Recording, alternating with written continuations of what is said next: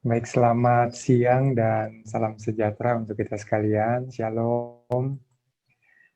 Terima kasih sudah menerima undangan kami untuk bisa hadir di ruang Vokasio tahap 3. Ini sudah tahap 3, tahap 1 dan 2 sudah berakhir di bulan lalu. Dan ini adalah tahap ketiga mentoring online yang bersama-sama teman-teman sudah bisa ketahui, lihat di flyer ataupun di brosur. Jadi hari ini kita akan mulai untuk sesi yang pertama. Rangkaian kita ada sekitar 6 sesi ke depan sampai bulan Maret, April, bulan Mei, 1 bulan 2 kali. Dan kita akan bertumbuh bersama untuk bisa menggumuli satu tema besar, Living and Calling. Ya. Hari ini sesi pertama akan disampaikan langsung oleh Pendeta Puji dan juga oleh Ibu Maya. Nanti akan memperkenalkan nama, memperkenalkan diri juga mungkin, karena banyak yang baru dan juga ada undangan yang akan membawakan tentang spirituality, ya, tentang kerja dan spiritualitas. Kiranya itu akan memberikan bekal untuk kita di dunia kerja. Untuk itu kita akan membuka di dalam doa. Bolehkah saya minta dengan kasih Ibu Siska bisa berdoa untuk kita, agar acara ini, peralatan yang kita gunakan bisa berlangsung dengan baik dan lancar. Saya persilakan Bu Siska. Baik, Bapak Ibu, mari kita bersama-sama berdoa. Bapak kami yang ada di surga, yang memiliki seluruh hidup kami dan yang kami layani seumur hidup kami bersyukur ya Tuhan karena hari ini Tuhan boleh mengumpulkan kami semua anak-anak-Mu dalam satu visi yang sama untuk menjadi berkat di dunia marketplace.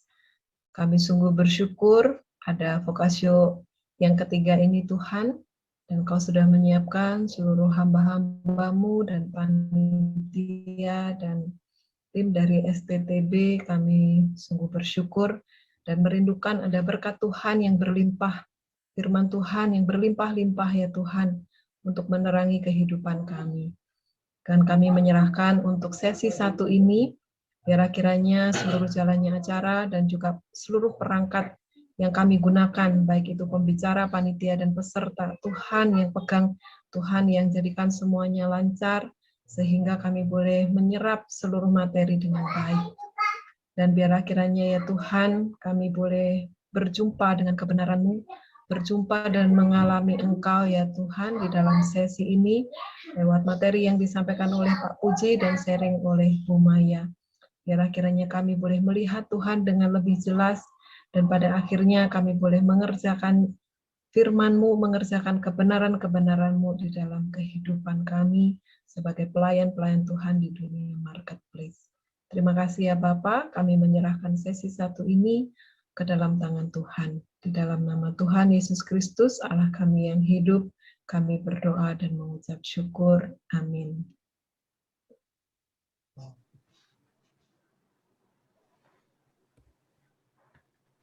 Ibu Siska, saya akan memberikan sebuah panduan untuk acara kita hari ini. Jadi nanti 40 menit akan dibawakan, materi akan dibawakan oleh Pendeta Puji. Setelah itu 15 menit oleh Ibu Maya akan memberikan kesaksian. Lalu ada waktu 15 menit kita tanya jawab. Dan setelah itu kita akan masuk ke kelompok mentoring di masing-masing kelompok yang sudah dibagi di dalam kelompok mentoring yang sudah disebarkan. Untuk itu saya persilakan kepada Pendeta Puji untuk menyampaikan materinya. Mari kita berikan reaksi untuk memberikan semangat supaya semuanya berjalan lancar. Saya persilakan Pak Puji. Baik, terima kasih Pak Romi. Ya, selamat siang rekan-rekan semua. Ya, bersyukur kita hari ini boleh kembali bertemu di dalam Vokasio yang ketiga. Ya, bersyukur untuk rekan-rekan yang sudah boleh ada dan bergabung pada siang hari ini. Dari rekan-rekan hamba Tuhan ya, mungkin ada beberapa yang hadir dan juga dari simpul alumni ya, STTB dan rekan-rekan di marketplace. Bersyukur sekali lagi karena Tuhan yang sudah memimpin kita sampai di Vokasio yang ketiga. Nah, kalau kita feedback atau lihat ke belakang,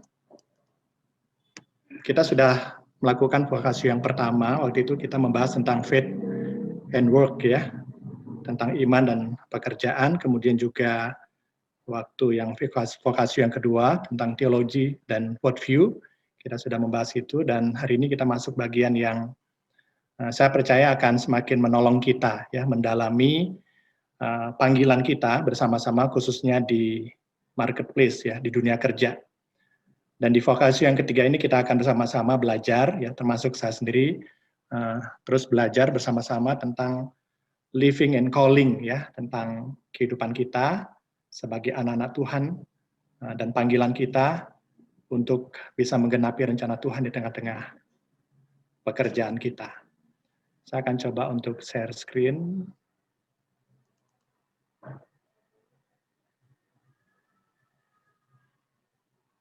Oke. Sudah munculkah Pak Romi? Belum ya? Sudah, Pak. Cuma yang layarnya sudah, cuma yang PowerPoint-nya belum. Ya. Ya. Ya, hari ini kita membahas tentang lifestyle ya, dan karakter. Ya, tentang gaya hidup dan karakter. Ini bagian pertama yang akan kita bahas berkaitan dengan bagian dari vokasi yang ketiga ini.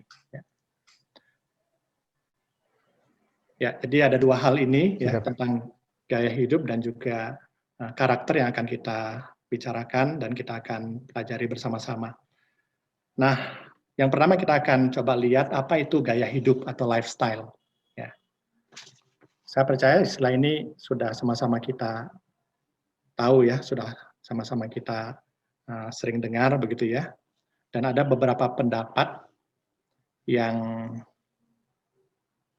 disampaikan oleh beberapa ahli atau penulis buku tentang apa itu lifestyle. Oh ya, sebelum lanjut mungkin saya perkenalan dulu ya. Tadi lupa ya, perkenalan dulu ya Pak Romi ya. Ya, secara singkat saja Bapak Ibu, saya mau memperkenalkan diri. Saya ini Pendeta Puji Ari Santosa. Sekarang melayani di GKIM Gloria ya, Jemaat Gloria Bandung. Itu satu sinode dengan KIM Tong. Jadi seringkali orang mengatakan GKIM itu KIM Tong gitu ya, yang ada di Pasir Kaliki. Nah, kalau saya melayaninya di GKIM Gloria di Jalan Momatoha ya. Kurang lebih saya melayani di sana 12 tahun ya, sampai dengan sekarang.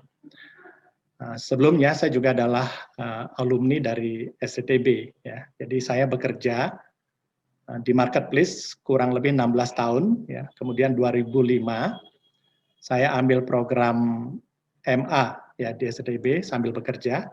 Kemudian lanjut ke MDiv dan kemudian menyelesaikan MTH-nya di SCTB pada tahun 2013. Jadi bersyukur ya sebagai alumni SCTB hari ini bisa bersama-sama juga berbagi apa yang saya alami dan saya dapatkan baik ketika saya bekerja dan juga selama saya melayani di gereja ya. Baik, itu perkenalan singkat saya. Nah, saya lanjutkan beberapa pandangan dari para ahli dan juga para penulis buku tentang gaya hidup ya. Yang pertama dari Kotler ya. Kotler mengatakan demikian tentang gaya hidup. Gaya hidup adalah sebuah penggambaran keseluruhan diri seseorang yang berinteraksi dengan lingkungannya. Jadi gambaran keseluruhan diri itu yang dimaksudkan oleh Kotler, dan ini menggambarkan tentang keseharian orang itu ya, tentang kebiasaan-kebiasaannya dan apa yang dia lakukan setiap hari. Jadi sebuah gambaran keseluruhan diri dari seseorang ya ketika dia berada dan berinteraksi dengan lingkungannya. Ya, ini menurut Kotler. Kemudian yang lain, Edelhor dan Lindsay itu mengatakan bahwa gaya hidup adalah hal yang paling berpengaruh, ya, hal yang paling berpengaruh pada sikap dan perilaku seseorang dalam kehidupannya. Ya, ini yang dikatakan. Nah, kalau dari bagian ini kita bisa melihat bahwa nilai-nilai seseorang atau hal-hal yang paling berpengaruh dalam hidup seseorang itu menentukan sikap dan perilakunya dalam kehidupannya. Ya. Kemudian yang lain, Plummer itu mengatakan bahwa gaya hidup adalah cara individual yang diidentifikasi oleh bagaimana orang itu beraktivitas. Ya, apa yang mereka anggap penting dalam hidupnya dan apa yang mereka pikirkan. Ya, apa yang mereka pikirkan tentang dunia sekitar. Ya, ini bicara tentang worldview-nya, ya, tentang pandangan orang tersebut. Nah, ini kurang lebih beberapa pandangan dari para penulis buku, para tokoh-tokoh, ya, yang menggambarkan tentang apa itu yang dimaksud dengan gaya hidup atau lifestyle. Nah, pertanyaannya adalah, menurut kita atau menurut saya pribadi, apa itu gaya hidup? Nah, ini nanti akan kita refleksikan bersama-sama di dalam pembahasan hari ini dan juga nanti dalam kelompok diskusi di dalam kelompok kecil kita. Nah, setelah dalam buku yang dituliskan oleh Doug Sermon dan juga William Hendricks, ya, ini yang saya dapatkan, ya, dan bahan yang ada di sini juga sebagian saya dapatkan dari buku itu. Dia menggambarkan bahwa gaya hidup itu ada beberapa pandangan. Ya. Dari sekian banyak pandangan, 2 pandangan ini yang menurut saya cukup dominan dan masih juga dipegang oleh sebagian besar orang sampai dengan sekarang. Yang pertama adalah pandangan tentang teologi kemakmuran. Ya. Nah, orang yang menganut pandangan teologi kemakmuran ini, ya, kurang lebih mereka mengatakan bahwa Alkitab, ya, jadi mereka tetap melihat dan memandang Alkitab sebagai dasar daripada pemikiran dan juga teologi mereka, tetapi mereka mengatakan bahwa Alkitab itu adalah buku ya, Allah tentang sukses. Jadi buku Allah tentang sukses itu adalah Alkitab. Atau Alkitab adalah buku yang dituliskan sebagai sebuah acuan atau panduan tentang sukses, ya, terbesar yang pernah ada. Jadi kalau kita belajar tentang kesuksesan, tentang kemakmuran, itu bacanya di Alkitab.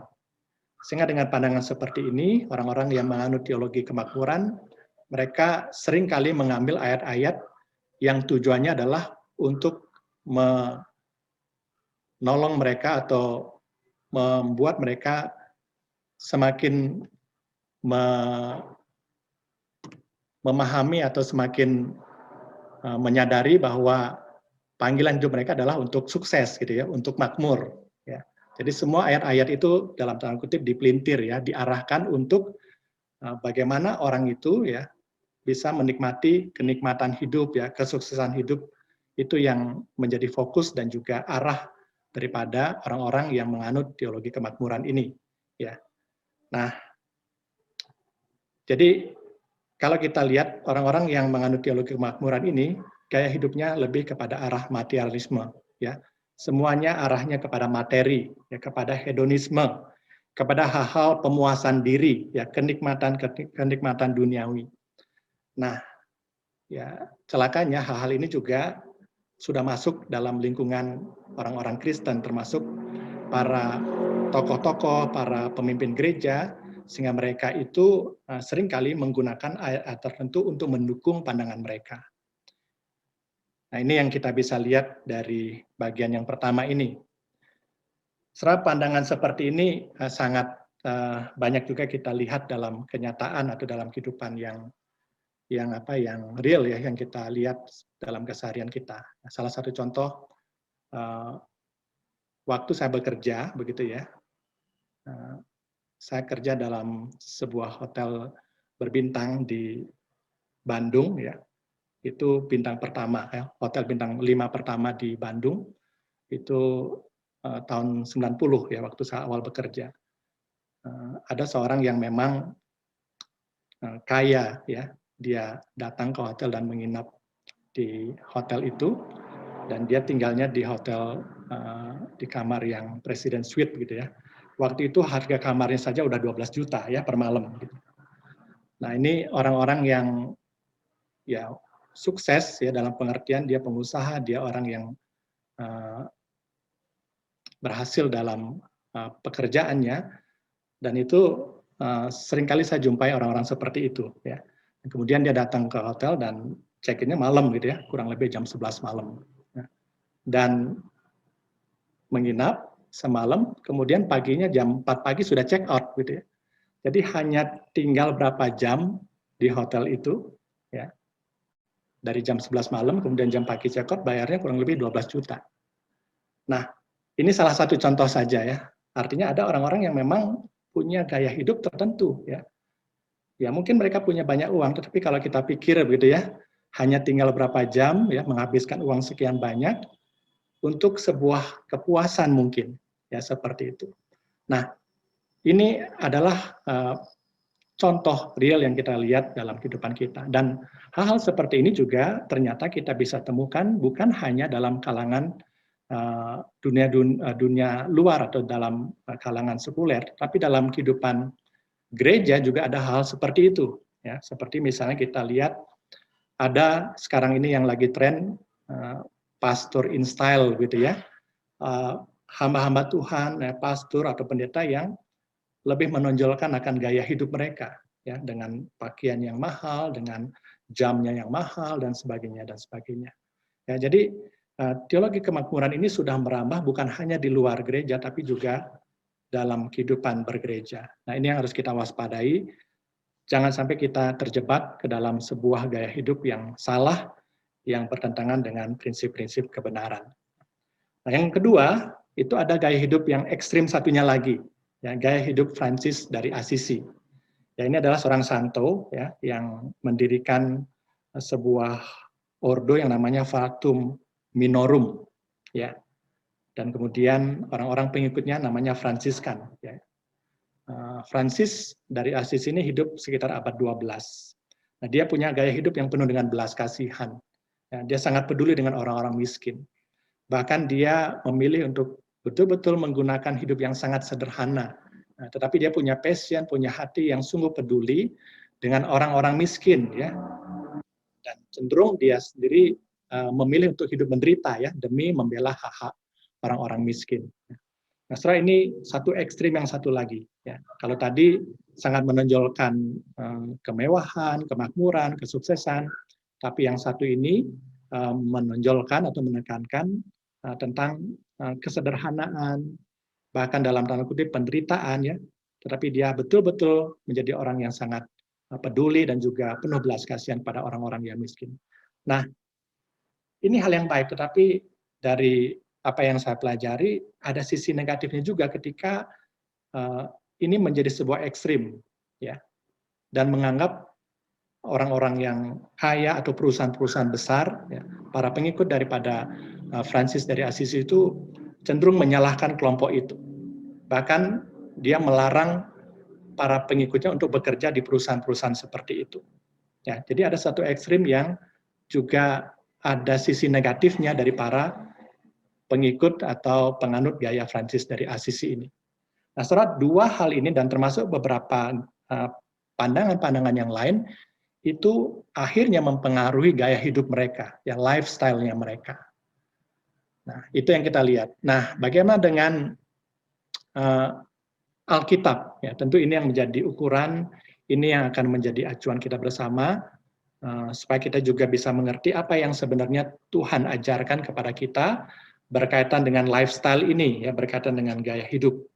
Soalnya kalau kita lihat dalam Alkitab, ya, dalam Alkitab kita bisa melihat ada beberapa hal yang kita bisa ambil, ya, secara sederhana, secara teologi praktisnya berkaitan dengan lifestyle. Ya. Yang pertama dikatakan Allah telah memberikan kepada kita sarana untuk dapat memenuhi berbagai kebutuhan kita. Ya, artinya Tuhan itu sudah mempercayakan kepada kita sebenarnya, ya, untuk mengelola ya apa yang Tuhan sudah berikan bagi kita ya dalam kehidupan kita. Kita ini dipercaya sebagai penata layang. Nah, pertanyaannya adalah apakah kita sudah bisa menjadi penata layang yang baik ya dalam mengelola ya setiap hal. Ya, artinya sebenarnya kalau kita bisa memanfaatkan semua hal dengan baik, kalau kita betul-betul bisa memberdayakan ya setiap hal yang ada, itu cukup ya untuk bisa memenuhi kebutuhan kita. Ya. Kemudian yang kedua, setiap pekerja harus memperoleh keuntungan ya dari hasil pekerjaannya. Ya, kita semua yang bekerja di dunia kerja dimanapun dan apapun profesi kita, tentu ya, sangat layak untuk kita bisa mendapatkan keuntungan atau hasil dari pekerjaan kita, dan dari hasil itulah kita bisa pakai dengan sebaik-baiknya untuk memenuhi segala kebutuhan kita. Ya, itu yang kita bisa lihat dalam bagian ini. Salah satu contohnya bisa kita lihat misalnya apa yang dituliskan dalam kitab Lukas dan juga dalam 1 Timotius ya. Di sana dikatakan bahwa seorang pekerja patut mendapatkan upahnya ya, termasuk kita yang bekerja di dunia kerja ya. Itu yang kita bisa lihat dari bagian ini. Nah, selanjutnya ada bagian firman Tuhan di dalam Ibrani 13 ya, ayat 5. Di sana dikatakan demikian, janganlah kamu menjadi hamba uang dan cukupkanlah dirimu dengan apa yang ada padamu ya, karena Allah telah berfirman, aku sekali-kali tidak akan membiarkan engkau dan aku sekali-kali tidak akan meninggalkan engkau. Ya, dalam bagian ini kita melihat ada sebuah nasihat, ada sebuah perintah yang Tuhan berikan kepada kita ya. Jangan kamu menjadi hamba uang. Ya, ini hal yang penting. Kita butuh uang, tetapi yang Tuhan tekankan jangan sampai kita menjadi orang-orang yang dikuasai atau dikendalikan oleh uang. Ini sangat penting bagi kita khususnya yang bekerja, ya, karena tentu kita bekerja untuk mendapatkan hasil ya, mendapatkan salary, mendapatkan gaji. Tetapi sekali lagi bagaimana kita sebagai penata layan bisa menggunakan ya uang sebagai hasil jerih lelah kita dengan sebaik-baiknya dan bertanggung jawab. Ya, tentu arahnya adalah untuk kita bisa menggunakan semuanya untuk kebaikan dan untuk kemuliaan Tuhan. Dan kemudian bagian berikutnya dikatakan cukupkanlah dirimu dengan apa yang ada padamu, ya karena Allah telah berfirman, ini janji Tuhan ya, aku sekali-kali tidak akan meninggalkan engkau dan aku sekali-kali tidak akan membiarkan engkau. Ya. Nah, janji ini juga dituliskan dalam Perjanjian Lama ya, dalam Ulangan pasal 31, kemudian Yosua pasal pertama juga disampaikan hal yang sama. Nah, inilah yang menjadi dasar seperti yang dituliskan dalam bagian yang ketiga ini ya, kita diajar untuk mengembangkan sikap cukup ya, dan tidak tamak ya, belajar untuk mencukupkan diri dan tidak tamak. Ya. Ada satu bagian firman Tuhan yang lain di dalam 1 Timotius pasal 6 ayat 6 sampai 10. Ya. Bisa tolong Siska? Ada boleh tolong membacakan bagian ini? Ya. 1 Timotius 6 ayat 6 sampai 10.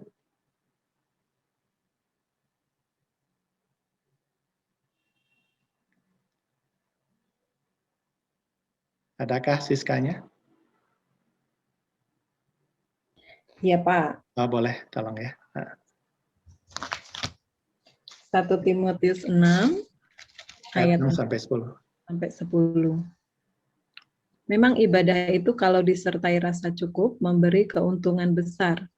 Sebab kita tidak membawa sesuatu apa ke dalam dunia dan kita pun tidak dapat membawa apa-apa keluar. Asal ada makanan dan pakaian cukuplah. Tetapi mereka yang ingin kaya terjatuh ke dalam pencobaan, ke dalam jerat, dan ke dalam berbagai-bagai nafsu yang hampa dan yang mencelakakan, yang menenggelamkan manusia ke dalam keruntuhan dan kebinasaan. Karena akar segala kejahatan ialah cinta uang. Sebab oleh memburu uanglah beberapa orang telah menyimpang dari iman dan menyiksa dirinya dengan berbagai-bagai duka. Demikian firman Tuhan. Terima kasih Siska ya. Jadi sekali lagi dalam bagian ini juga sama ya, diingatkan untuk kita betul-betul bisa mengembangkan sikap cukup ya, tidak dikuasai oleh ketamakan atau kerakusan. Ya, ini juga kalau kita tidak hati-hati ya, kita yang ada dalam dunia kerja juga bisa terjebak dalam hal seperti ini ya. Tapi bagian ini mengingatkan kita untuk belajar bersyukur, belajar mencukupkan diri dengan segala apa yang Tuhan sudah beri kepada kita ya. Kemudian Allah menekankan hati bukan harta ya. Tadi dalam bagian Ibrani 13 dan juga dalam 1 Timotius 6 jelas di sana dikatakan jangan sampai kita ini menjadi orang yang mengejar harta ya. Kalaupun Tuhan berkati, biarlah kita sungguh-sungguh kelola dengan baik ya, dengan bertanggung jawab. Sekali lagi bukan untuk dikuasai oleh uang kita, tetapi bagaimana kita bisa mengelola dengan sebaik-baiknya dan bertanggung jawab ya. Jagalah hatimu dengan segala kewaspadaan ya. Amsal 4 ayat 23, ini menjadi penekanan dalam bagian ini, karena dari sanalah terpancar kehidupan, gitu ya. Nah, gaya hidup itu mahal ya, jika untuk gaya-gayaan. Ada yang mengatakan begini, hidup itu murah, ya dalam tanda kutip kita ini sebenarnya bisa cukup ya dengan apa yang sudah kita miliki. Tapi yang mahal itu gaya hidup, ya. Apalagi itu kita lakukan untuk gaya-gayaan karena korban iklan, ya, karena pengaruh teman-teman, ya, karena untuk meningkatkan citra diri dan sebagainya. Kemudian juga karena pergaulan sosial masyarakat, sehingga kita menjadi orang yang punya lifestyle yang tidak benar, ya, yang akhirnya terbawa kepada hal-hal yang menjebak kita kepada satu pola hidup atau gaya hidup yang tidak menggambarkan sebagai anak-anak Tuhan. Ya. Sebagai sebuah contoh ya pengalaman saya waktu bekerja begitu ya. Waktu saya kerja itu dari bawah ya, dari level waktu kalau di hotel itu dari doorman ya, tukang buka pintu hotel, kemudian jadi porter ya, kemudian jadi resepsionis begitu ya. Nah, saya lihat waktu itu teman-teman itu kita masih muda ya, saya kerja tamat SMA langsung bekerja dan kemudian dapat gaji begitu ya. Itu teman-teman punya pilihan ya macam-macam ya, termasuk saya juga punya pilihan apa yang kita lakukan dengan gaji yang kita punya.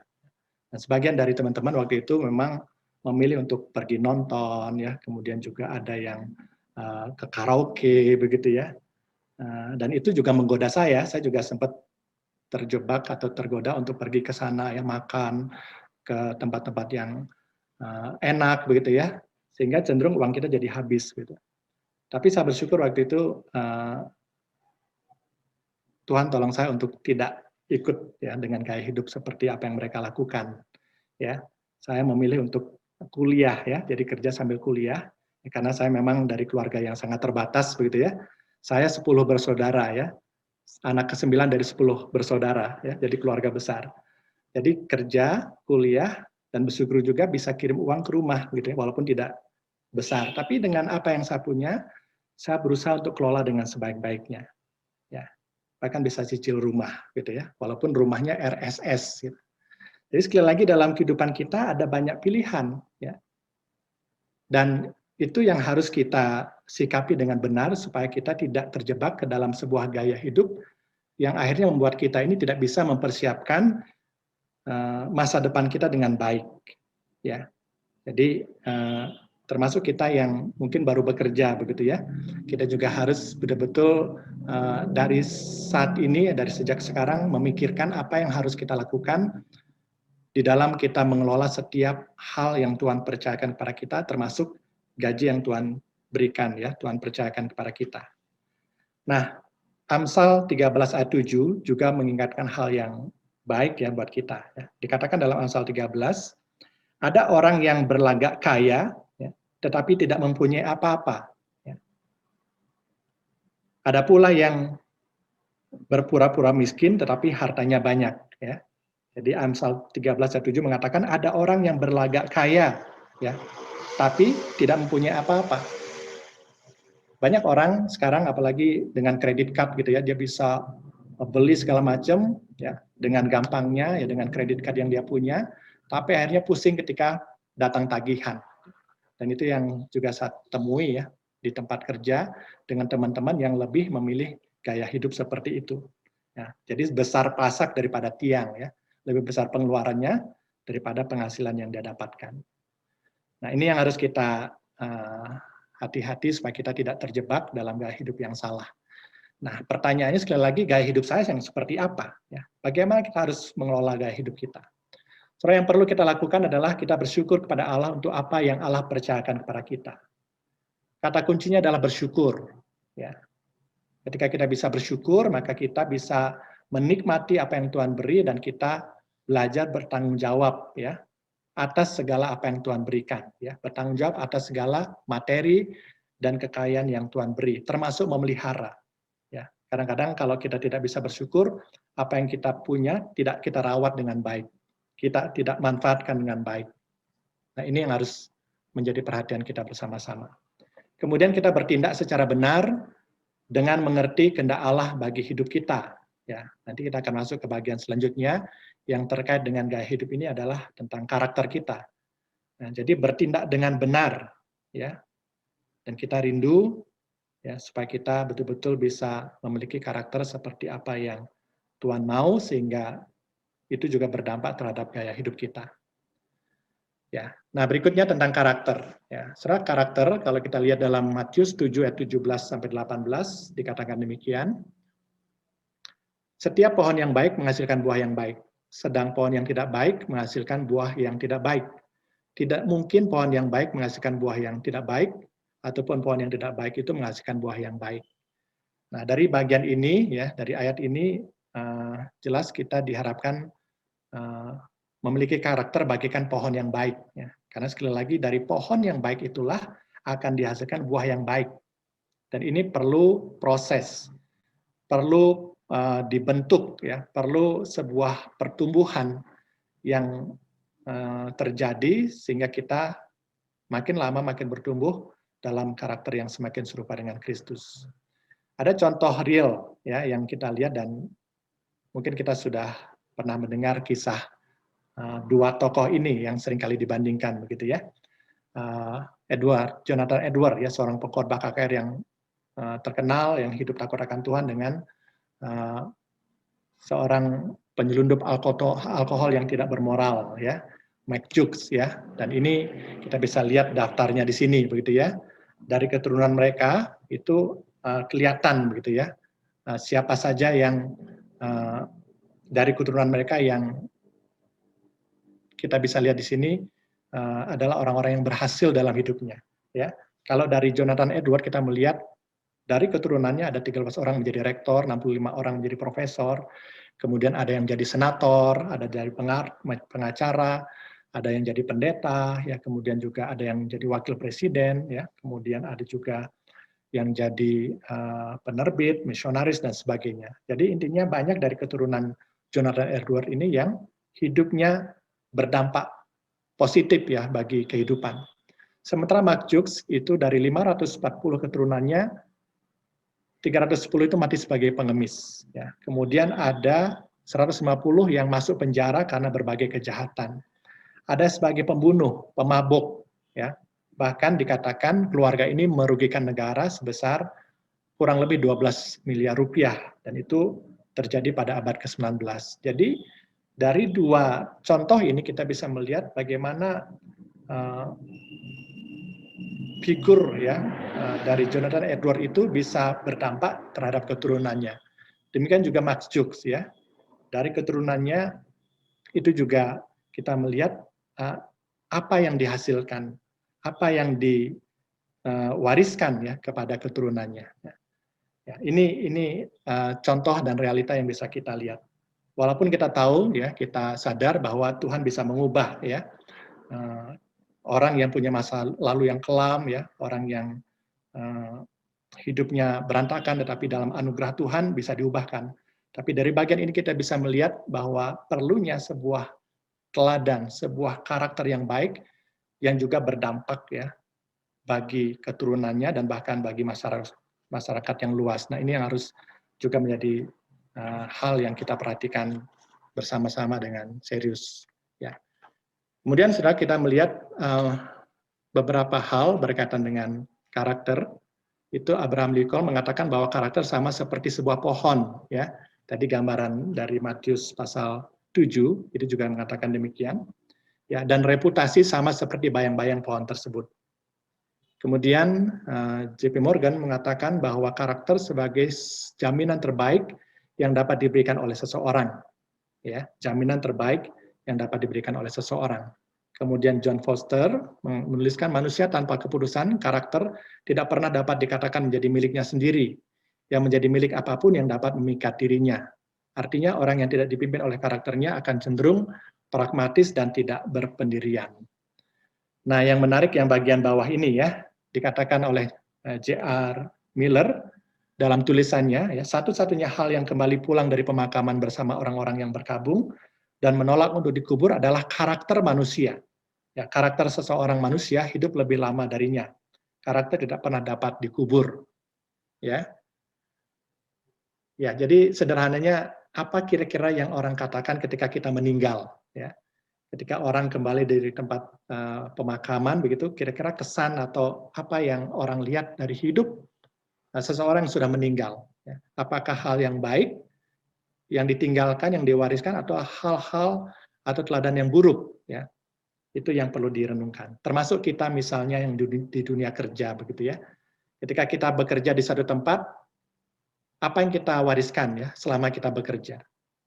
Setelah kita tidak lagi ada dalam tim itu, apakah kita meninggalkan kesan yang baik nggak? Ini juga menjadi sebuah refleksi dan perenungan bagi kita semua. Ya. John Maxwell mengatakan jangan mempekerjakan siapapun yang tidak dapat membuktikan karakternya, ya, dan jangan berkata sama dengan siapapun yang tidak, dan jangan bekerja sama dengan siapapun yang tidak berkarakter. Jadi dari bagian ini kita bisa melihat betapa pentingnya ya karakter itu dalam kita menjalankan kehidupan. Nah, karakter kalau kita lihat dalam kamus KBBI itu dikatakan karakter itu adalah sebuah sifat atau watak dan tabiat.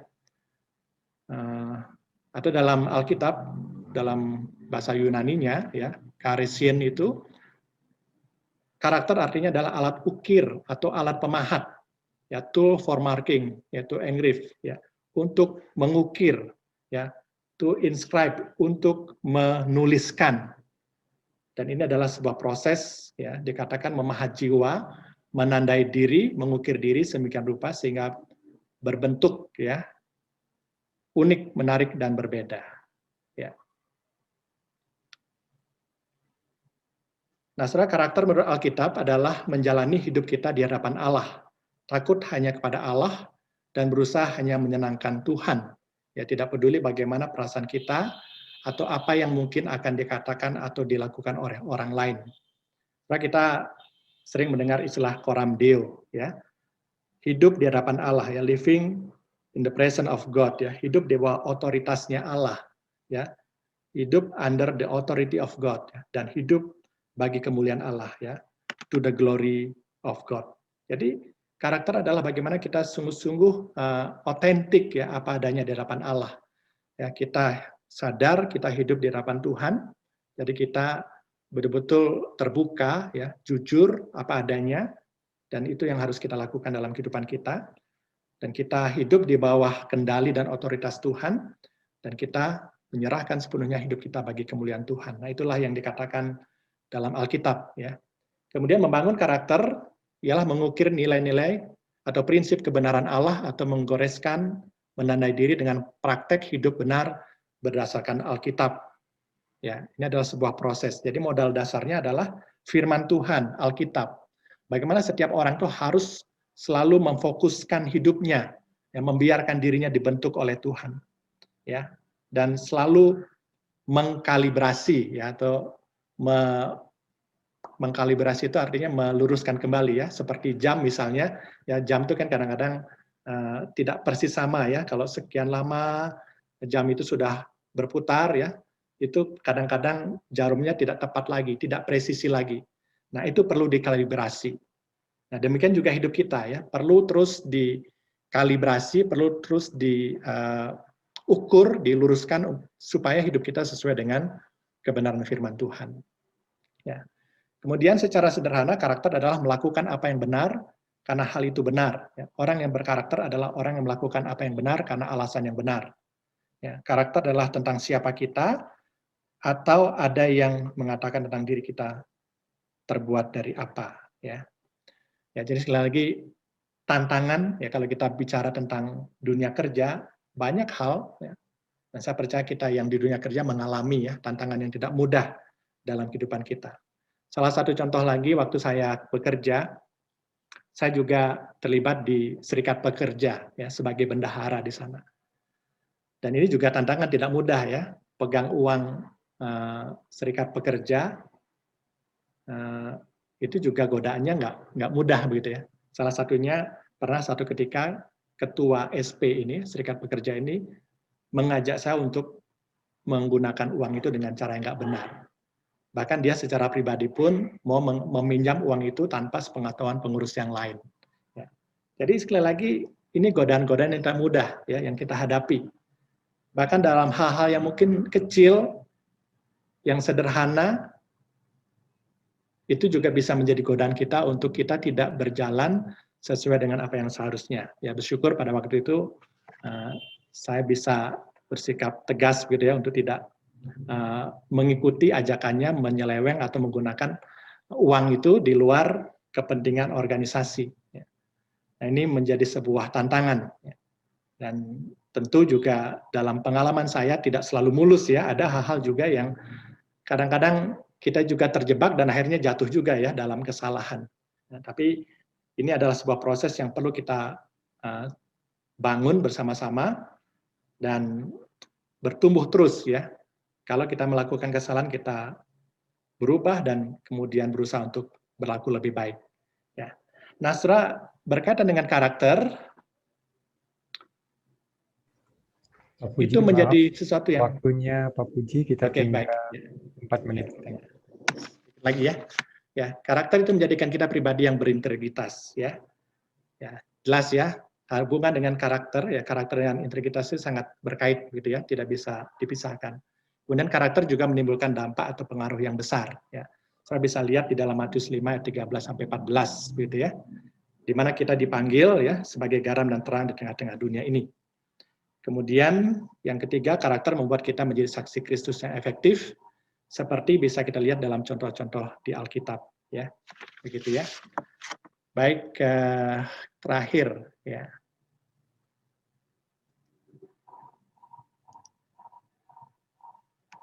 Membangun karakter adalah perintah Tuhan, ya, bukan himbauan. Saudara bisa lihat dalam Roma 12, ya, kemudian dalam Kolose, dalam Efesus, ini adalah sebuah perintah Tuhan untuk kita betul-betul bisa hidup dan memiliki karakter seperti apa yang Tuhan kehendaki. Jadi karakter adalah tanggung jawab kita, ya bukan tanggung jawab Roh Kudus, ya bagian kita untuk terus mau membuka diri dibentuk supaya kita menjadi semakin serupa dengan Dia. Ya. Baik, itu yang bisa saya bagikan. Biarlah ini menolong kita untuk terus bertumbuh, ya menjadi pribadi yang memiliki gaya hidup sebagai seorang murid Kristus dan juga memiliki karakter yang terus bertumbuh semakin serupa dengan Kristus. Terima kasih. Silakan Pak Romi, saya kembalikan. Terima kasih Pak Puji. Kurang lebih apa yang sudah disampaikan tadi, ada 2 topik, yang satu lifestyle, yang kedua karakter. Di tengah-tengah tempat kita bekerja, bagaimana kita menghidupi hal-hal yang seperti yang sudah disampaikan tadi. Nanti akan dipertajam dalam tanya jawab ya Pak Puji ya. Mungkin hal-hal yang lebih praktis di dunia kerja. Kita lanjut kepada narasumber yang kedua, kepada Ibu Maya. Kita akan langsung mendengarkan sedikit kesaksian yang akan melengkapi apa yang sudah disampaikan oleh Pak Pendeta Puji tadi ya. Ibu Maya ini saya bacakan singkat saja Ibu Maya, nanti mungkin bisa ditambahkan ketika mulai presentasi. Ibu Maya Larasati ini adalah seorang hotel konsultan dan auditor, juga pengelola Events Cafe, juga termasuk adalah ketua Ikatan Alumni Hagai Bandung. Hagai Institute itu adalah salah satu lembaga yang bergerak di bidang kepemimpinan Kristen. Mungkin lebih jauh nanti bisa memperkenalkan lebih jelas. Kepada Ibu Maya, kami persilahkan. Ya, terima kasih Pak Romi. Selamat siang Bapak Ibu yang terkasih dalam Tuhan Yesus. Luar biasa sekali kita bisa bertemu saat ini. Ada banyak wajah-wajah yang saya sudah tahu sebelumnya, tapi ada banyak juga wajah-wajah yang saya tidak kenal. Itulah bahagianya, walaupun melalui layar kecil seperti ini kita bisa saling berkenalan, kita bisa saling bertatap muka. Seperti tadi yang sudah disampaikan oleh Pak Romi, saya mempersingkat perkenalan saya ya. Yang belum diberitahu adalah saya istri dari Pak Pendeta Puji Arisantosa yang tadi menyampaikan materi. Lengkapnya I Gede Puji Arisantosa, karena suami saya ini adalah orang Bali asli. Orang Bali yang diselamatkan oleh Tuhan Yesus, luar biasa. Nah, boleh Pak, saya minta tolong Pak Puji untuk screen share ya. Sudah ada? Ya, itu ada wow husband and wife team. memang harus menjadi tim yang kuat. Itu hebatnya Tuhan memilihkan jodoh untuk kita. Nah, saya itu lahir di Jakarta, kota metropolitan.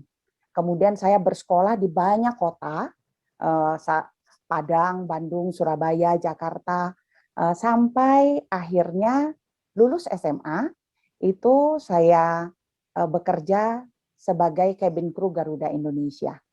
Jadi nggak pakai kuliah, langsung kerja lulus SMA.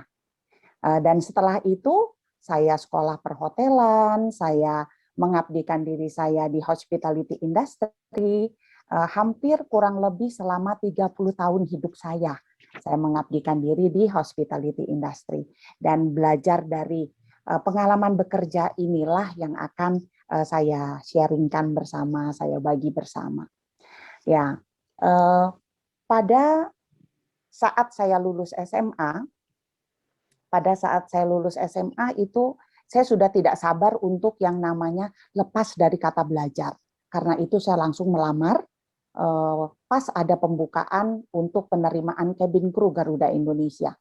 Saya melamar dari 864 orang yang melamar, saya termasuk salah satu dari 24 orang yang akhirnya lulus dari seleksi itu. Karena hanya 24 orang yang diterima untuk dididik sebagai cabin crew.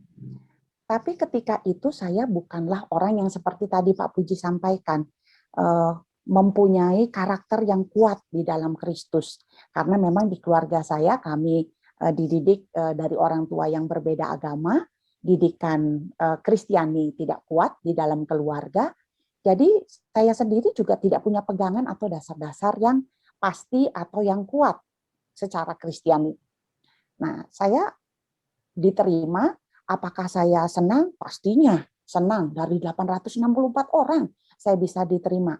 Saya bangga? Bangga pastinya. Tidak mungkin saya tidak bangga. Tapi apakah saya merasakan bahwa semua itu ada campur tangan Tuhan? Saat itu saya tidak merasakannya. Karena saya tidak mengerti bahwa segala sesuatu dalam hidup ini pasti ada campur tangan Tuhan. Pasti karena Tuhan bekerja.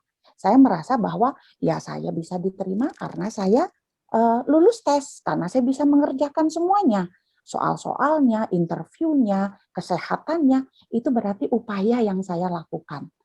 Nah, kemudian ketika saya mulai menjalani dunia bekerja, saya menjalani dengan pola yang saya pikir benar. Yaitu norma-norma yang saya tahu, apakah saya pekerja yang baik? Ya, saya pekerja yang sangat baik. Bahkan saya mendapat apresiasi sampai saya dipilih lebih cepat untuk masuk jalur sebagai cabin crew VIP, yaitu yang bisa melayani penerbangan khusus, penerbangan kepresidenan. Itu karena pekerjaan saya baik. Tapi semua saya lakukan untuk apa? Untuk citra diri saya. Untuk gambar diri saya, image saya di hadapan orang.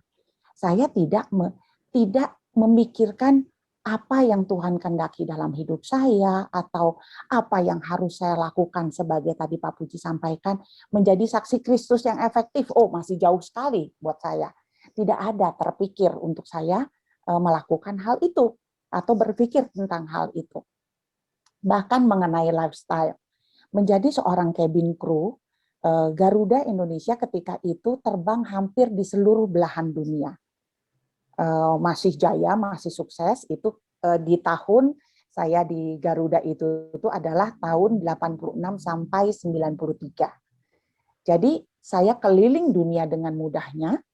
Saya bisa katakan saya hari ini sarapan di Singapura, makan siangnya di pesawat, makan malamnya saya di Frankfurt.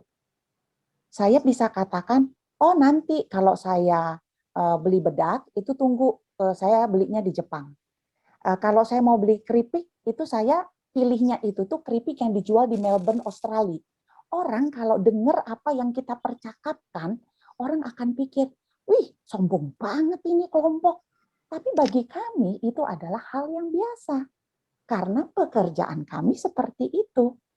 Nah, apakah itu sesuatu yang salah? Saya renungkan lagi ketika saya membuat bahan untuk kesaksian ini.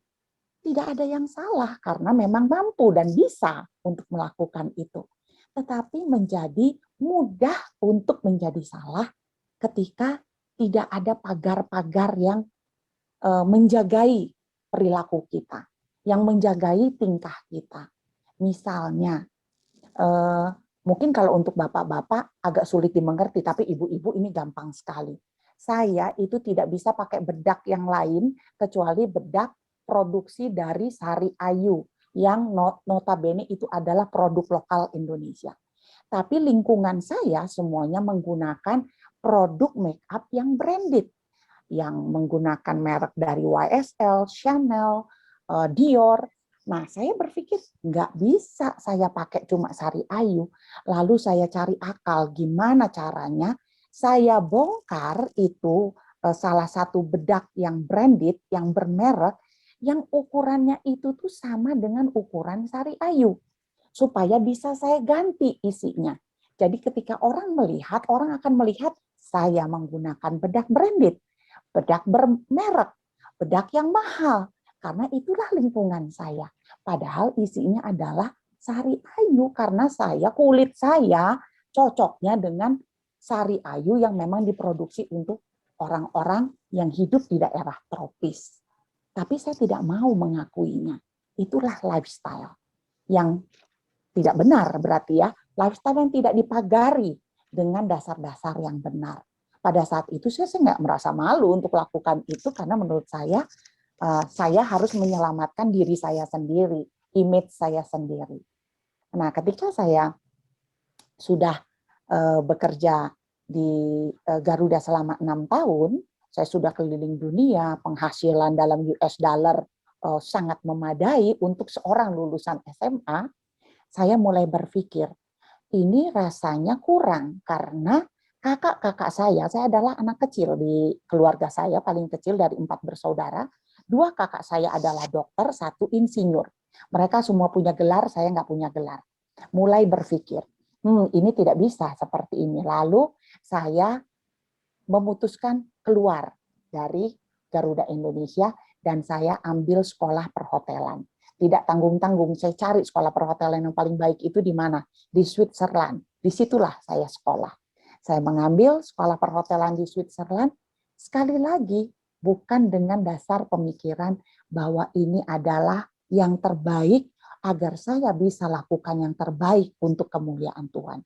Yang jadi dasar pemikiran saya adalah kalau saya lulusan luar negeri, harga saya akan lebih mahal dibandingkan lulusan lokal. Itu pemikiran dari banyak orang, bahkan banyak orang tua saat ini.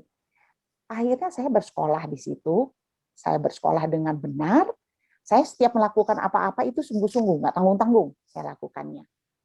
Setelah lulus dari sekolah perhotelan di Swiss selama 2 tahun, saya bersyukur harusnya 3 tahun, tapi saya dikasih dispensasi karena saya sudah bekerja di bidang hospitality selama 6 tahun.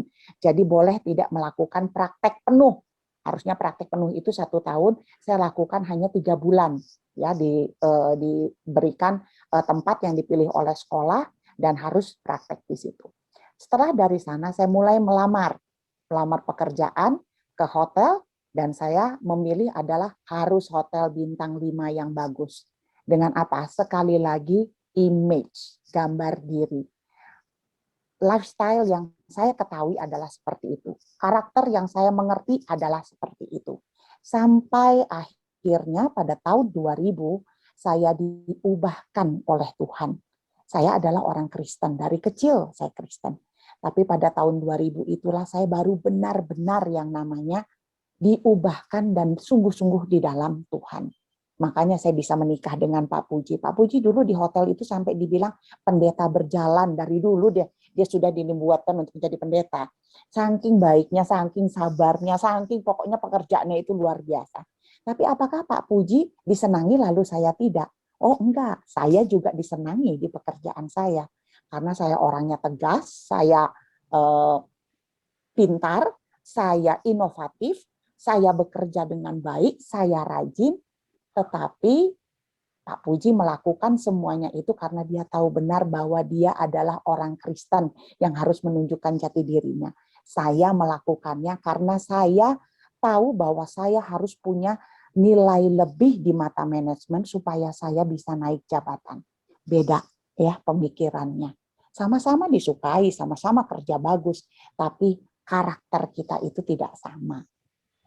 Karena Pak Puji sudah mengenal Kristus, saya waktu itu belum sungguh-sungguh. Ketika saya sudah mengenal Kristus sungguh-sungguh, apakah semuanya menjadi lebih mudah? Oh tidak, buat saya ketika mengenal Kristus sungguh-sungguh, penderitaan mulai datang. Karena apa yang saya lakukan, apa yang saya kerjakan itu harus saya pikirkan. Apakah ini benar-benar sesuai dengan yang Tuhan mau? Apakah ini benar-benar yang Tuhan kehendaki? Dan hebatnya Tuhan itu, ketika saya belum Kristen sungguh-sungguh, dia kasih GM, General Manager, pimpinan saya yang top, yang luar biasa semuanya.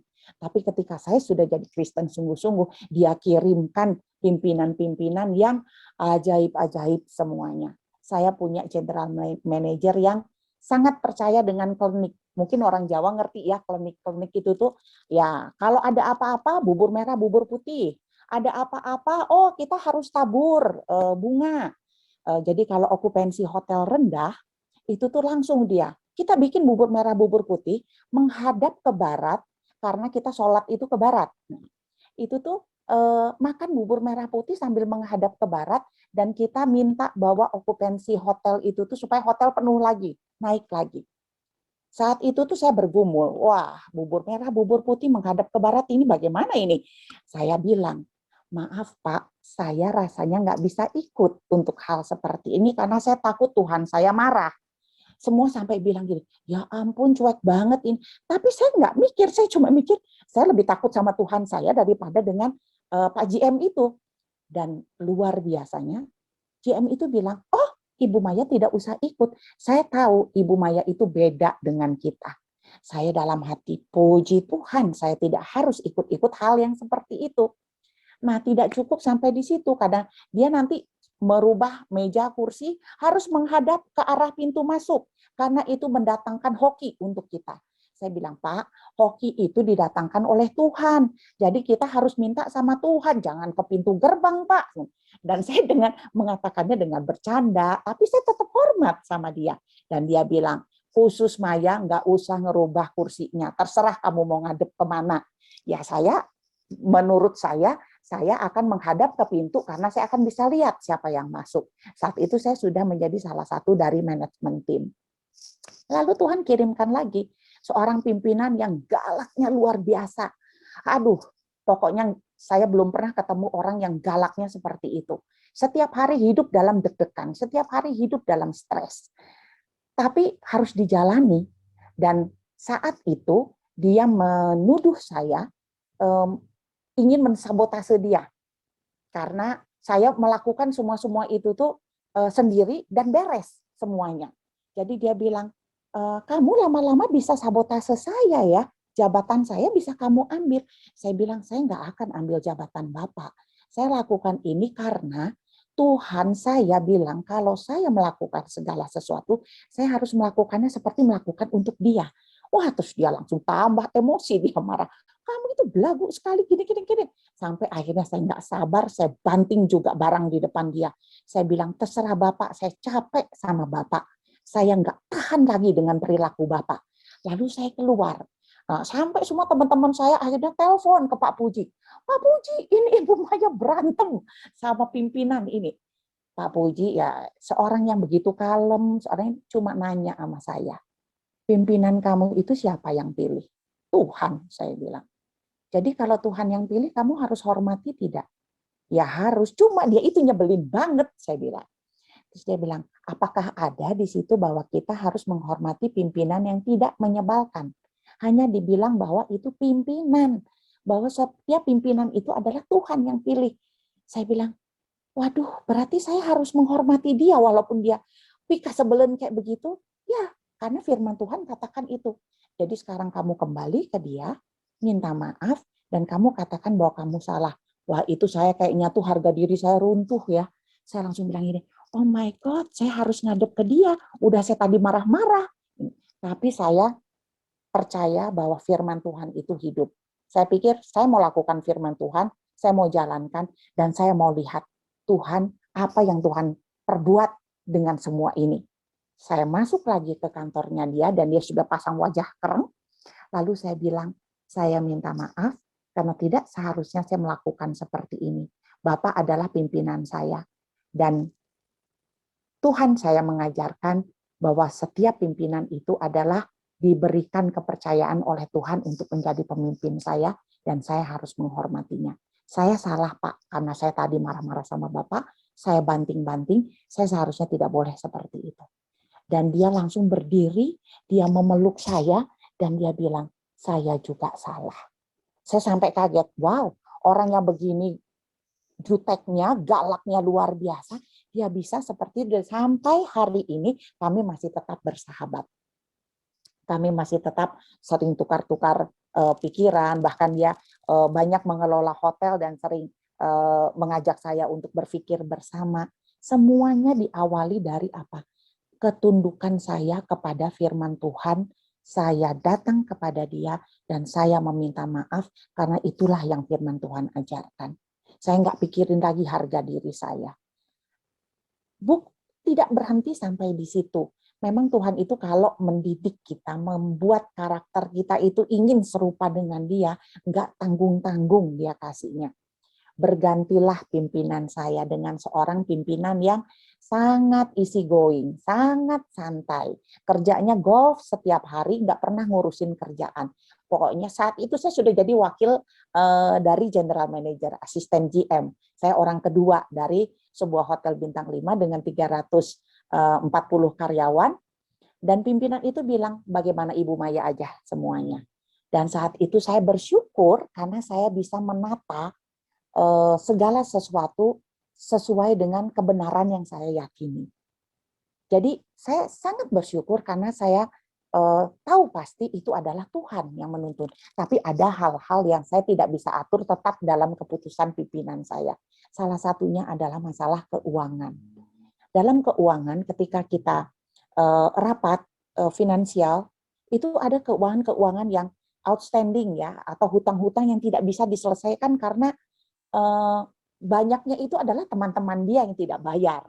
Ya, dia obral, kasih kamar, kasih fasilitas, kasih ini, tapi nggak jelas ini pembayaran kemana.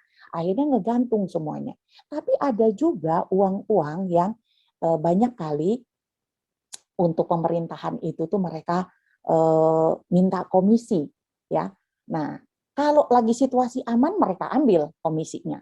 Tapi kalau lagi ada pemeriksaan, banyak KPK kunjungan ke hotel, oh mereka nggak jadi ambil komisinya. Dan itu jumlahnya adalah ratusan juta. Pemimpin saya bilang, ini nggak bertuan, karena harusnya diambil oleh mereka. Jadi alihkan saja ke outstanding yang tidak tertutupi ini. Yang lainnya bilang, oh ya nggak apa-apa Pak, karena itu juga kan uangnya memang nggak ada milik siapa-siapa, dan tidak diambil lagi oleh mereka. Tapi saya bergumul, wah itu bukan satu hal yang mudah, berat taruhannya itu tuh. Ya kalau saya sampai dikeluarkan, ya sudahlah saya bilang. Tapi saya bilang sama beliau, Pak, kok saya nggak nyaman ya Pak dengan seperti itu. Saya takutnya ini nih sesuatu yang apa ya Pak, mohon maaf kalau saya katakan ini penipuan. Karena ini bukan uang milik orang-orang ini. Tapi kita menggunakan uang orang lain untuk menutupi yang bukan harusnya haknya mereka. Lalu pimpinan saya bilang, nggak bisa, ini kan bisa diatur, itu mah tergantung kita ngaturnya. Iya Pak, hari ini kita akan ingat. Tapi kalau sampai ada pemeriksaan, diutik lagi, digali lagi, apakah Bapak yakin 100% itu tidak akan terbongkar? Dan dia berpikir, oh bisa juga ini terbongkar. Karena pengalihan itu pasti tercatat. Tidak mungkin tidak, seberapapun rapihnya kita melakukan itu. Akhirnya dia bilang, nggak usah dilakukan, tapi ada beberapa yang harus dilakukan dan saya yang bertanggung jawab. Saya pikir, oke, kalau dia yang bertanggung jawab, lakukanlah. Nah, semenjak saya sungguh-sungguh menerima Kristus, pekerjaan saya tetap baik, tetapi tidak lagi menjadi mudah. Apa yang saya lakukan betul-betul harus saya saring. Kadang-kadang saya sendiri tidak tahu jalannya harus seperti apa, karena itu seperti tadi yang saya dengarkan dari Pak Puji sampaikan, Tidak peduli dengan perasaan kita atau apa yang dikatakan orang, tapi hanya berusaha untuk menyenangkan hati Tuhan. Saya coba lakukan itu. Mudah? Enggak sama sekali. Sampai ketika saya tidak lagi disukai oleh pimpinan saya dan saya diturunkan jabatannya, saya dizolimi luar biasa, saya tetap masih mendapat pembelaan Tuhan karena ketika saya melaporkan itu semua ke Dinas Tenaga Kerja, mereka memenangkan saya. Dan saya diakui kembali bahwa apa yang perusahaan lakukan itu adalah salah. Melakukan kesalahan atau menzolimi karyawan itu tidak boleh dilakukan. Dan saya percaya bahwa dalam setiap hal yang dilakukan, tapi apakah saya aman-aman saja? Tidak. Selama saya dizolimi, saya bertahan 9 bulan di perusahaan itu dengan turun jabatan, turun gaji, tidak dianggap, dicari-cari kesalahan, sampai semua bawahan yang dulu melihat saya sebagai sosok pimpinan, mereka berkata, "Ibu, kok ibu mau-maunya sih melakukan seperti ini?" Saya hanya bilang bahwa setiap hal yang terjadi dalam hidup saya, itu Tuhan yang atur. Dan kalau Tuhan yang atur, Tuhan nggak pernah salah. Dan dari situ semua bawahan yang dulunya jauh dengan saya, karena level kita yang terlalu berbeda jauh, mereka akhirnya menjadi dekat sampai yang paling, Pak Puji bilang doorman, itu tuh paling bawah sekali. Itu sampai mereka bilang, saya sekarang tahu bahwa Ibu Maya itu kualitasnya seperti apa. Apakah saya bangga? Saya cuma merasa, ya Tuhan, saya bisa jadi saksi yang benar walaupun saya harus menderita. Saya bisa jadi saksi yang seperti yang Tuhan mau, walaupun setiap hari saya menangis, bukan dengan tertawa, menangis karena dilecehkan, dihina, tidak dianggap, dicari-cari kesalahan, itu sangat menyakitkan. Jadi semuanya kembali kepada satu ayat yang selalu saya ingat, yaitu dari Matius 5 ayat 16. Demikianlah hendaknya terangmu bercahaya di depan orang, supaya mereka melihat perbuatanmu yang baik. Dan bedanya ini, dan memuliakan Bapamu yang di surga. Ayat itulah yang saya pegang di setiap pekerjaan yang saya lakukan. Karena saya bercahaya bukan untuk menunjukkan siapa Maya, siapa jati diri saya, image saya, menyenangkan lingkungan, tapi saya melakukannya agar setiap orang tahu siapa Allah yang saya sembah, dan mereka mengerti bahwa itulah yang diajarkan oleh Bapa saya yang di surga. Saya pikir itu kesaksian saya, mudah-mudahan bisa bermanfaat untuk yang lain. Ada yang tanya di chat, boleh minta ayatnya? Saya baca lagi ya. Matius 5 ayat 16. Ya, silahkan Pak Romi, saya kembalikan. Terima kasih Ibu Maya, sangat memberkati sekali dan luar biasa. Itu melengkapi apa yang sudah disampaikan. Benar-benar ini suami istri yang Tuhan utus di tengah-tengah kita komplit ya. Dari sisi pengalaman, dari sisi sharing, dan juga apa yang sudah disampaikan tadi. Kita masih punya waktu 10 menit untuk bisa, mungkin ada yang mau ditanyakan. Kebetulan ada hamba-hamba Tuhan yang berpengalaman, Pak Puji sama Ibu Maya, yang terlibat di dunia marketplace, juga sekarang full time di gereja. Ada 1-2 pertanyaan mungkin yang ingin menanyakan sesuatu. Silakan mic-nya di-open, lalu dengan singkat bisa mengajukan pertanyaan. Kalau melalui chat, boleh juga, nanti saya akan bacakan.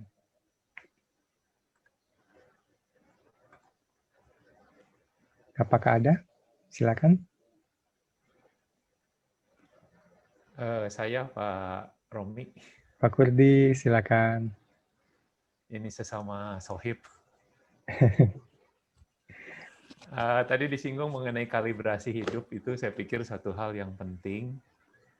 Bagaimana Pak Puji atau Ibu Maya melakukan kalibrasi ya, karena kadang-kadang kita terbawa arus, kadang terus mungkin bisa lupa gitu ya, mungkin bisa tertarik kepada ekstrim yang satu, lalu ke ekstrim juga yang lain. Gitu. Nah, itu aja Pak, Bu. Thank you Pak Gurdi. Jadi memberikan penegasan, pernyataan. Mau ditanggapi silakan Pak Puji atau Bu Maya. Kalibrasi. Ya baik. Salah satu yang buat saya menolong begitu ya. Dan mungkin minggu depan kita akan belajar banyak tentang ini ya, komunitas ya. Jadi memang di samping terus ya menggumulkan hubungan kita dengan Tuhan begitu ya, tetap berpegang terus kepada firman ya, mengarahkan hidup kita supaya kalau sudah mulai menyimpang kembali kepada apa yang Tuhan mau, ya tentu perlu ya ada hubungan pribadi dengan Tuhan. Tapi yang kita lakukan waktu itu di tempat kerja, kita bikin komunitas ya, persekutuan karyawan Kristen waktu itu. Jadi saya kira ini juga hal yang baik ya untuk kita coba terapkan, walaupun memang tidak mudah. Ya, tidak mudah karena memang tergantung pimpinan begitu. Tapi ketika kita coba siasati dan ada orang-orang ya komunitas yang memang bisa menolong kita untuk kembali mengarahkan ketika sudah mulai menyimpang begitu, itu sangat baik ya. Apalagi konteksnya sama-sama di tempat kerja yang sama begitu ya. Jadi pergumulannya tahu, ya kondisinya tahu, dan itu membuat kita bisa terbantu dalam proses kalibrasi tadi, ya meluruskan lagi kalau sudah mulai menyimpang. Ya, tadi saya cerita tentang di serikat pekerja juga begitu, di manajemen juga begitu ya. Jadi intinya secara pribadi tetap jaga hubungan dengan Tuhan, tapi dalam komunitas di tempat kerja khususnya itu juga bisa saling mengingatkan satu dengan yang lain. Itu Pak Kurdi yang pengalaman saya. Makasih. Makasih Pak Puji. Mungkin saya mempertajam sedikit, mungkin Bu Maya bisa menjawab. Itu apa sih yang mempengaruhi orang itu, kalau istilahnya Gojek itu blasting ya. Jadi tiba-tiba titik GPS-nya hilang gitu ya. Itu sehingga tidak pada anchor atau posisi yang harusnya. Bu Maya mungkin bisa tanggapi. Memang betul ya di dunia pekerjaan itu saya setuju dengan yang Pak Kurdi katakan, pasti mudah sekali kita untuk terbawa arus, gampang sekali. Kalibrasinya nggak ada yang lain, ya firman Tuhan, karena kalau kita pakai kalibrasi, bahkan omongan suami saya sendiri, walaupun dia seorang pendeta, tetap harus kalibrasinya itu adalah firman Tuhan. Dan ketika kita menggunakan dasar atau acuannya itu firman Tuhan, kita nggak akan pernah keliru melangkah, tetapi langkah yang kita lakukan itu tidak selalu mudah, bahkan kadang-kadang sangat sulit untuk kita lakukan, tapi kita tetap percaya Tuhan nggak akan tinggalkan kita. Tadi Pak Puji juga ada firman Tuhan dibawakan, tuh sekali-kali aku tidak akan meninggalkan engkau. Jadi ikuti saja apa kata Tuhan, karena Tuhan kita itu Tuhan yang sangat bertanggung jawab terhadap kita. Itu saja Pak Romi. Baik, ini ada 2 pertanyaan, tapi kayaknya pertanyaan yang pertama dari Pak Yanwat ini cocok ke Bu Maya, nanti pertanyaan kedua dari Pak Jemi nanti dijawab sama Pak Puji ya. Apakah gaya hidup berjalan sejajar dengan karakter, Bu Maya? Tadi saya lihat ada slide-nya tadi, ada yang karakter dengan norma, gaya hidup. Apakah itu berjalan sejajar? Silakan Bu Maya. Menurut saya gaya hidup itu dihasilkan dari karakter kita. Menurut saya ya. Jadi apa yang kita lakukan, lifestyle yang kita lakukan, itu tuh bagaimana karakter yang ada dalam diri kita. Ketika tadi yang saya bagikan, ketika saya bekerja, sebelum saya kenal Tuhan sungguh-sungguh, saya tetap pekerja yang sangat baik. Saya tetap pekerja yang berprestasi. Tidak ada bedanya. Tetapi yang membedakan adalah tujuannya. Tujuannya itu tuh bukan untuk kemuliaan Tuhan, bukan untuk menyenangkan hati Tuhan, tapi tujuannya itu tuh adalah untuk diri saya, untuk pribadi saya, untuk image saya. Karena apa? Karena karakter Kristus itu tidak ada di dalam diri saya. Ketika saya sudah mengerti bagaimana karakter Kristus, gaya hidup saya, karena norma-norma itu kan kita tahu ya, lifestyle yang baik itu mana kita ngerti. Tetap kita melakukan gaya hidup yang benar, gaya hidup yang baik, tetapi ujungnya itu tuh akan berbeda. Ujungnya itu tuh tidak lagi buat diri kita, tapi ujungnya itu tuh adalah semuanya untuk Kristus. Karena kita tahu hidup kita ini nih tujuannya apa? Hanya untuk memuliakan Tuhan, nggak ada yang lain. Jadi orang lain mungkin melihatnya ada orang yang tidak bisa menangkap apakah berbeda atau tidak, tetapi diri kita pribadi dan Tuhan pasti sangat menangkap perbedaannya. Dan lama-kelamaan oleh waktu orang akan melihat kenapa kita bisa bertahan dan bisa lakukan semua itu. Dan kita disitulah saatnya kita bersaksi bahwa kita punya Tuhan yang hebat. Baik, baik. Terima kasih Bu Maya. Pak Puji, ini dari Pak Jemi, hubungan karakter dengan buah roh. Boleh langsung Pak Puji. Baik ya, jadi memang karakter yang harus dimiliki oleh kita sebagai anak-anak Tuhan adalah karakter yang tentu meniru Kristus ya, yang serupa Kristus. Dan kita bisa menghasilkan karakter yang baik, termasuk di sini kan Pak Jemi menanyakan apa hubungannya dengan buah roh. Ya, kalau yang saya pahami, ya ketika kita memiliki karakter seperti Kristus, maka kita betul-betul menjadi orang yang meneladan Kristus, yang melekat kepada Kristus, maka otomatis karakter kita serupa Kristus dan yang dihasilkan adalah buah roh yang adalah dari Allah sendiri gitu ya. Jadi bukan kita sendiri yang menghasilkan buah roh sebenarnya, tapi itu adalah sebuah wujud kita melekat kepada Kristus ya, kepada Roh Kudus yang menolong kita menghasilkan buah roh. Nah, tadi di dalam pertanyaan juga disampaikan, pada kenyataannya banyak juga orang-orang yang di luar Kristen tapi karakternya lebih baik gitu ya.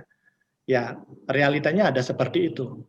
Tapi sebagai orang-orang yang percaya Kristus, kita memahami mereka melakukan itu tentu dengan motif yang berbeda ya. Mereka lakukan itu mungkin dengan tujuan ya, kalau yang di luar Kristus kan tentu supaya mereka selamat, supaya mereka bisa meraih surga, mungkin seperti itu ya. Tapi bagi kita ini adalah sebuah wujud atau ekspresi kita sebagai anak-anak Tuhan yang sudah mengalami Kristus, dan apa yang kita lakukan ya, buah yang baik yang kita hasilkan adalah wujud kita sudah ada Kristus dalam diri kita gitu. Jadi bagian kita adalah bagaimana kita terus melekat ya kepada Kristus sebagai Tuhan kita, dan itulah yang memungkinkan kita untuk menghasilkan buah roh gitu. Jadi itu mungkin yang bisa saya sampaikan. Makasih Pak. Thank you Pak Puji. Bu Maya boleh direspon sedikit nih, ada Ibu Evelyn sama Stephen kayaknya bisa digabung nih ya. Silakan Bu Maya. Sama mengenai buah roh juga. Bukan, sampai sejauh mana kita harus bertahan dengan karakter bos yang galak begitu. Sampai sejauh mana kita harus bertahan? Sampai tidak ada ukurannya ya, tidak ada ukuran waktunya, kita tidak bisa pastikan sampai kapan. Tetapi kalau kita mengandalkan kekuatan kita pasti nggak akan tahan.